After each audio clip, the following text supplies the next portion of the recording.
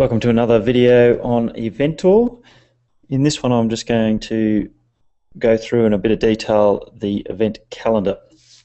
Now the event calendar is actually accessible without having to log into the system. I guess the reason that you'd log into the system is so you can enter events. So if I haven't logged in here, I'm just going to go to the event calendar. So this means that anybody from the public can actually utilize this site to find orienteering events as well. So here we go. Basically there is the event calendar showing all the events that have been uploaded or input as of today. It does tell you up the top here that there's 68 events there between the length of period that this calendar is displaying at the moment.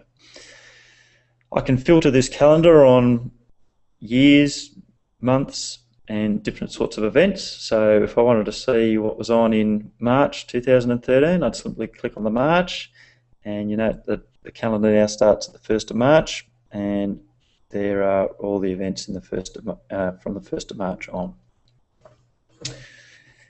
Another powerful thing here is that you can filter events based on state. So I want to see all the events in ACT that are on in March. Okay, at the moment ACT haven't yet loaded any events, but if let's say I go to South Australia, I can see, oh, there's something on the 1st of March there, and that's all the events they've loaded as well. So that's a quick and simple way of getting down to something local. I can also, let's just go back to all events. At the moment, this calendar is showing every sort of event. If I can go exclude local events, and you'll see that there's quite a few that drop off, and I can exclude club events,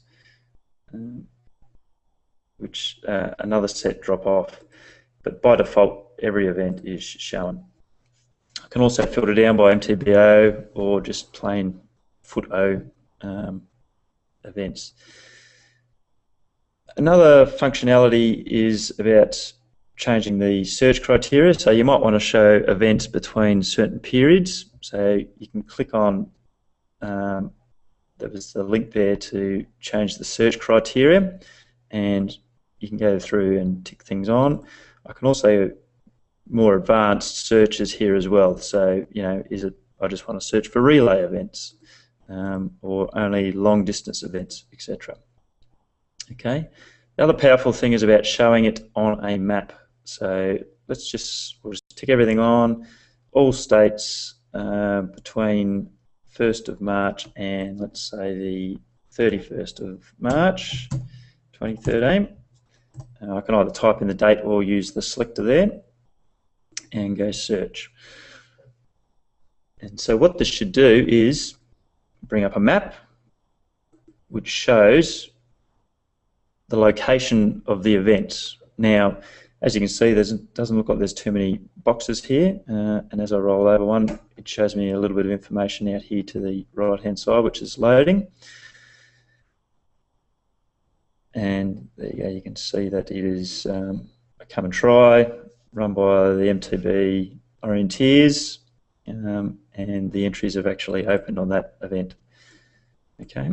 Now, as I said before, there's not too many flags on there, you know, given the number of events that are down here, and that is because not all these events yet have a location. I'll run through in another video about how to create an event and populate it with all the details.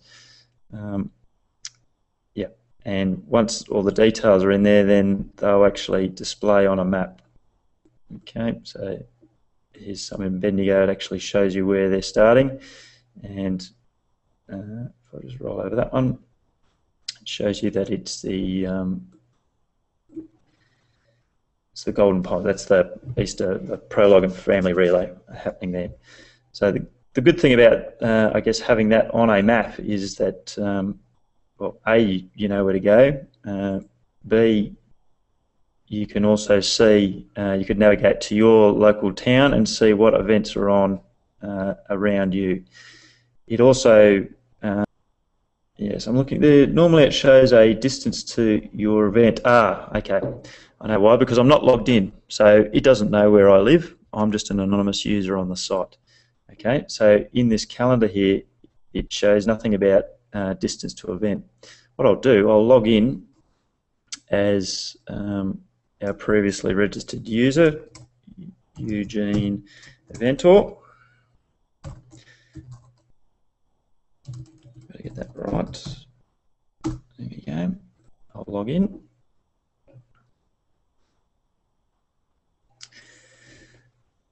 So now what that will show me is the actual 4 events that have got their location information put into the system.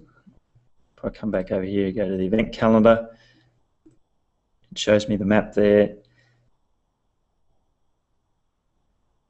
And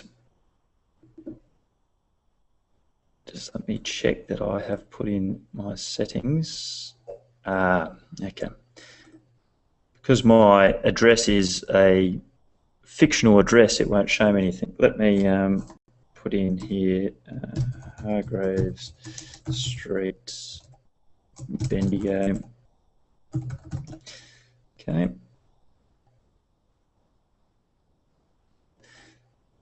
Okay, I'll go back to the event calendar now.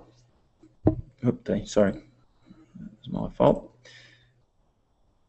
Now it shows me the distance to these events. Okay, so based on my address that I've put in, I can see that for me to go to the UniSA Mawson Lakes event, which will be this little guy over here, it's 555 kilometres from the address that I've put into the system.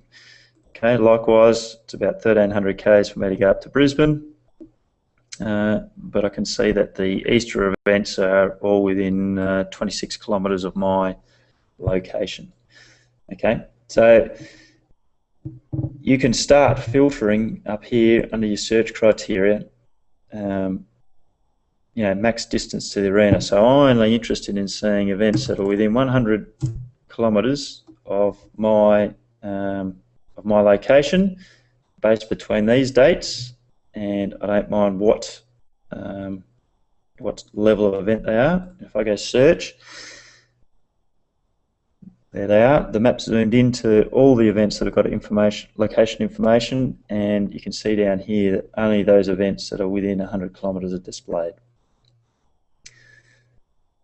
Okay, so the power is in the calendar and being able to quickly and simply filter events based on your location, which is obviously based on your settings in this system.